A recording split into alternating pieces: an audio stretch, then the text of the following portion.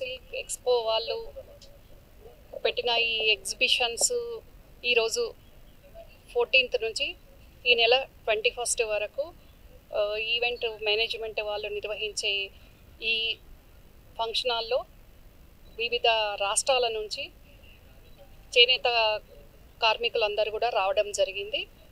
ముఖ్యంగా చేనేత కార్మికులకు చేయూతనివ్వాల్సిన అవసరం ప్రతి ఒక్కరి మీద ఉంది. నేతన్నలను కాపాడుకోవాల్సిన అవసరం కూడా ఉంది.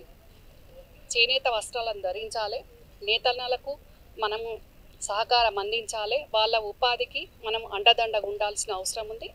ముఖ్యంగా తెలంగాణలో రాష్ట్ర ప్రభుత్వం ముఖ్యమంత్రి రేవంత్ రెడ్డి గారు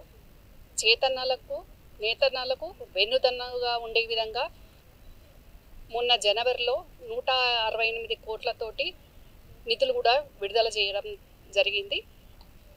అభయహస్తం పథకం ద్వారా 3 విభాగాలుగా నేతన్నల కోసం నేతన్నలకు పొదుపు నిధి, నేతన్నలకు భద్రత, నేతన్నలకు భరోసా 3 రకాలుగా కల్పించే విధంగా రాష్ట్ర ప్రభుత్వం ముఖ్యమంత్రి గారు నిర్ణయం తీసుకొని జీవోని పాస్ చేయడం జరిగింది. ఎగ్జిబిషన్ని అందరూ కూడా విజిట్ చేసి కొనుగోలు చేయాల్సిందిగా మనం వాళ్ళందరికీ కూడా మన కొనుగోలు ద్వారా వాళ్ళందరికీ సహాయ సహకారాలు అందించిన వాళ్ళం అవుతామని అందరికీ తెలియజేస్తున్నాం. ఇక్కడ కళింగ కల్చరల్ ఈ 14 నుంచి 21 జరిపిస్తున్న ఈ ఎగ్జిబిషన్కి కలకొండ రమేష్ మేడం గారు ఇనాగ్రేషన్ ఈరోజు వీలు పడింది కాబట్టి ఈరోజు ఇనాగ్రేషన్ చేపిస్తున్నాము.